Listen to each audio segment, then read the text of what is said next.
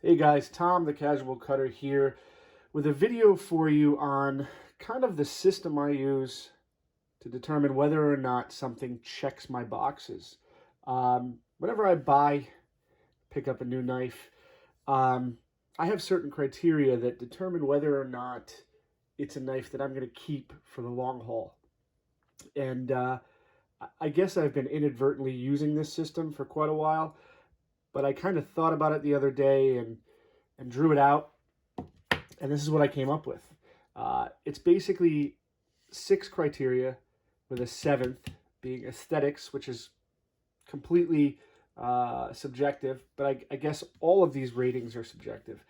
But anyway, let's get into it, and I'll explain the system that I use to keep or determine what I keep and what I get rid of. So if you follow me on Instagram, I realized the other day that it kind of appears that I have this huge collection because I don't really advertise what I keep and what I don't keep. You kind of see new pictures of things that come in, and I recycle old pictures that I really like of stuff that I might have gotten rid of. And since 2020, I probably recycled about 85% of my collection, just because I can't really afford to keep every single thing, and there's new things I want to try. So stuff's got to go. This right here determines what stays. So the first thing is build quality. Build quality is probably the number one thing I look for in a pocket knife. And that consists of basically just how well made the individual piece is. Fit and finish, overall construction, how solid it is. You know, that pretty much all falls into build quality. The second thing is materials. So materials of, handle scales, blade steel, inner workings of the knife, things that can basically be predetermined before I make the purchase.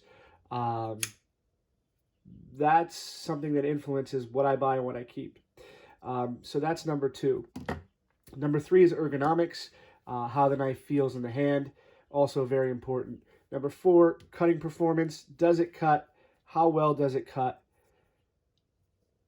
Pretty self-explanatory there. Number 5 is action. Action is how the knife feels on deployment, how it feels closing. I'm not an action snob. I own several knives that I, slow roll like Chris Reeves that aren't really too flickable. A lot of knives that don't fall shut. But action is more encompassing of how good does the knife feel when I open it, close it, and use it. It doesn't necessarily have to be a fidget-friendly knife. And number 6 is value. This isn't really value in the terms of like Consumer Reports type deal, but intrinsic value to myself.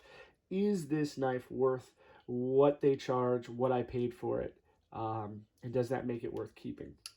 And lastly is aesthetics, which is, again, completely subjective. How much do I like the aesthetics of the knife, how it looks? That's kind of a bonus thing. And you'll notice that there's 5 stars, or 1 through 5, for each individual topic. The reason for that is I have a minimum that I kind of set, and that's at 3 stars, or 3 out of 5. If a knife doesn't hit at least 3 out of 5 for each of these things, I don't know if I could justify keeping it because it doesn't check that box for me. So 3 essentially checks the box, and this is the system I'm going to be using for every new knife that comes in my videos. It'll be, less talky than this, and something will probably pop up on the screen that just kind of shows the rating and checks the boxes. So let's use this Rockwall by Tactile Knife Company, for example. This is a titanium liner lock, runs on bearings. It's in 20 CV blade steel. So in terms of materials, it's all there. But in terms of build quality, number 1, this thing is solid. It's solid. It's precision made, CNC, lots of fine details. But it is very, very solid. If I had one complaint about this knife, it's that the detent is kind of soft, but it doesn't affect the doesn't affect the action on this at all. It fires out. This version's on thumb studs. There's also a flipper version, but the detent does not affect the action in any way, and it also will not shake free accidentally, but if I really want to, I can shake it out, but that's actually the case on probably 75–80% of my knives. But as long as it doesn't shake out in the pocket or accidentally, you know, it passes the test.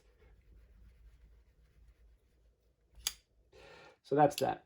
So the Rockwell, for example, build quality wise would probably be, I would say, between 4 and 5 stars, just because it is solid, it is well made, it's made in America.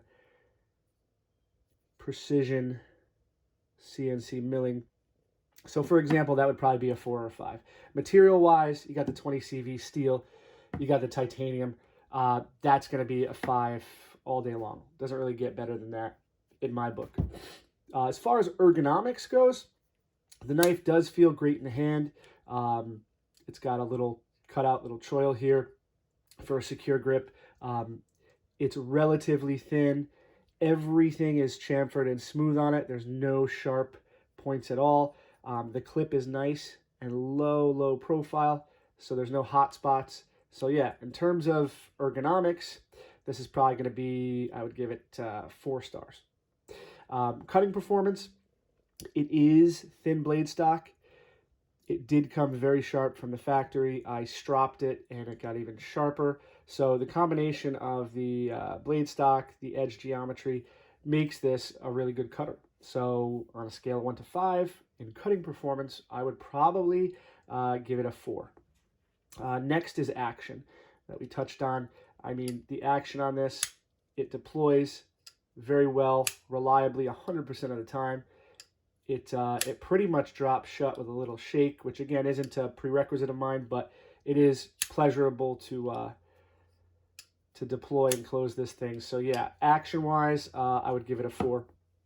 And then value overall for the money, I mean, this is a $300 pocket knife, so I have to justify that to myself.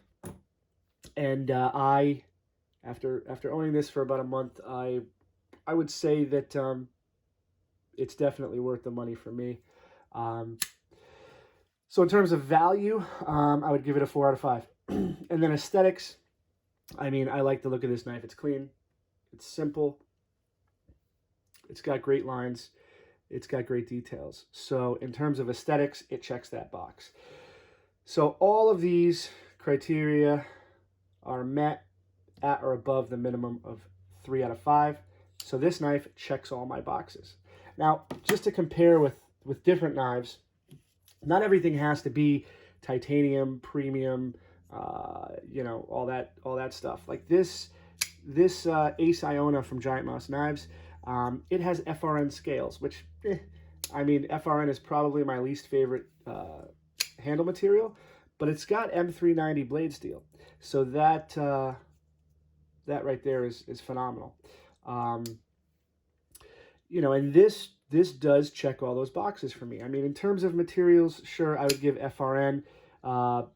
It would bump it down probably a star. So let's just say between the FRN and the M390, they kind of balance each other out. So this would be like a 3 to a 4. Build quality, it's solid, never failed. 0 complaints there. The fit and finish is great on it. So build quality, you know, it's up a 3 or above. Ergonomics, the shape of this handle feels great in the hand. No hot spots except for kind of this wire clip, which can be easily switched out. But yeah, in terms of ergonomics, it's up there, probably at a 3 or 4.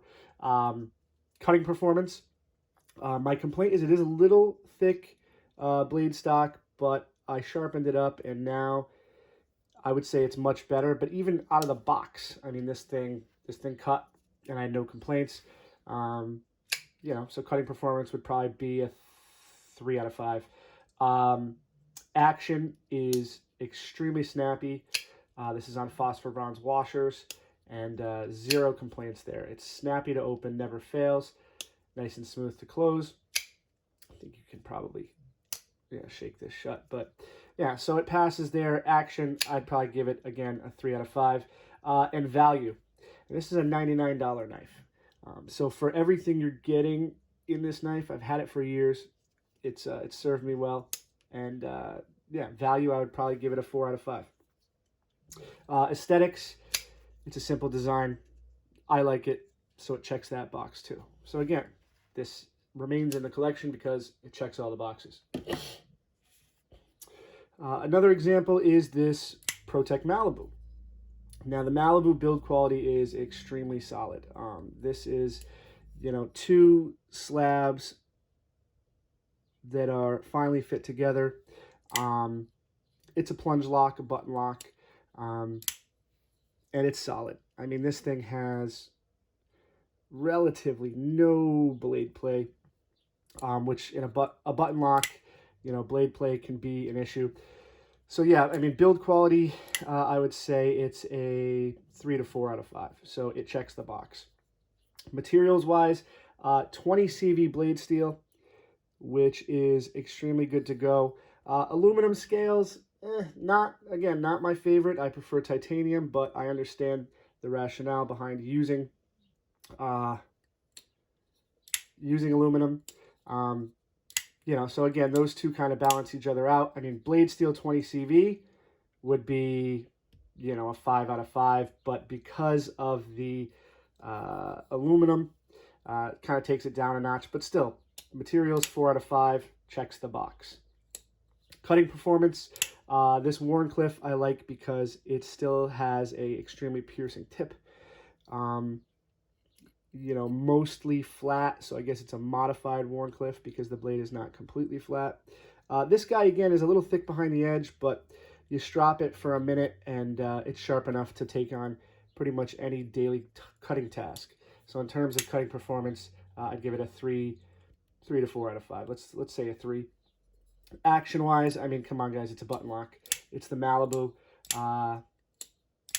Unless you've been asleep for the past year, you don't know how good this thing is.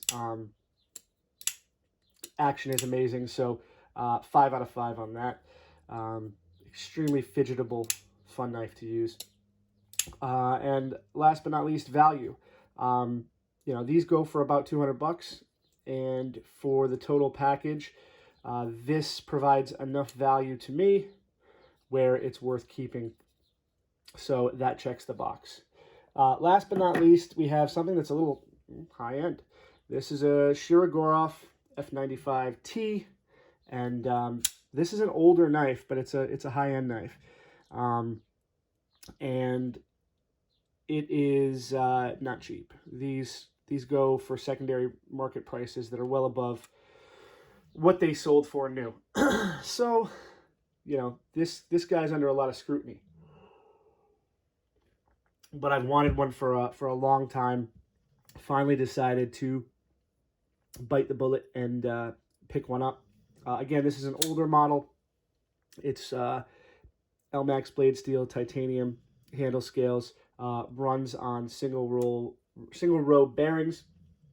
As far as build quality, I mean, this is a 5 out of 5 all day long. Russian made, precision tolerances. Build quality, no issue there, 5 out of 5. Materials, again, you got titanium. You have LMAX blade steel, which is no slouch. I would say it's probably pretty much equivalent to M390. I mean, there's certain attributes between the two where one's better than the other, but we won't get into that. But in terms of materials, yeah, I mean, this is the full gambit for me. It's a 5 out of 5. Ergonomics, this thing feels phenomenal in hand. It's got great ergos, so that would be a 5. Cutting performance is yet to be determined, but the way that Shiro grinds these, this is in a full flat grind.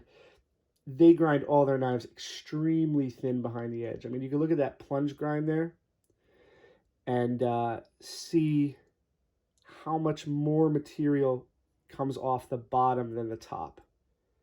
That's extremely thinly ground.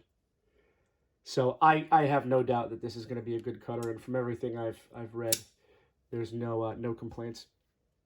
Next up is action. Whew. I mean, Shiros are known for their action. Their reputation has pretty much been built on their action, and this does not disappoint. Shiros have never really been like a guillotine drop shot like your Norseman, but they are. They have this closing that's hydraulic and just you feel no real resistance. It's extremely consistent. The only thing you feel when you close this knife is that lock bar pressure and the detent ball pushing up against the detent path. And it flies out like a rocket. I mean, this is a big knife, and when you deploy this, it has some authority. Yeah. So action is definitely a 5 out of 5 on this. And lastly, value. Value is hard to gauge on, a knife that has a higher aftermarket, secondary market value than new. I would say what these go for, MSRP, they are 100% worth the value to me.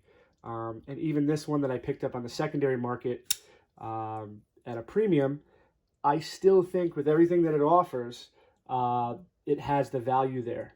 So out of 5, I would rate it a 4 for the money spent. But I really do like this knife. It just came in a few days ago. I've had it in my pocket every day since. And let me know in the comments, guys, if you want to see an individual video on this knife, because it is pretty damn awesome. I just took it apart last night for the first time to clean it out and service it, and that was quite the experience. I'll just put it at that. And then as far as aesthetics, I mean, yeah, I love the way this thing looks.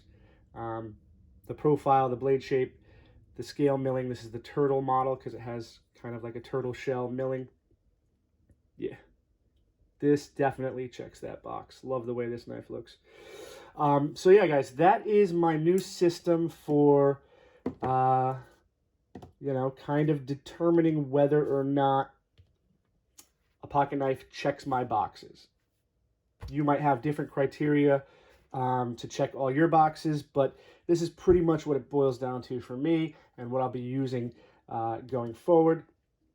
But yeah, I just wanted to share that with you. Sorry if this is kind of a longer video, but this will be the first one just kind of explaining the system. And then, like I said, in future videos, if I'm talking about a knife, or especially if it's a new knife that comes in, I might put that up in the corner somewhere and just go through all the boxes as they're checked, which will determine whether or not it stays in my collection. So that's about it, guys. As always, please like the video if you're still here and you liked it. That helps the algorithm in getting my video out to new viewers. Comment below if you have any feedback on any of these knives in particular or the system that I'm using, and let me know what you think. Thanks for watching, and I'll catch you guys on the next one.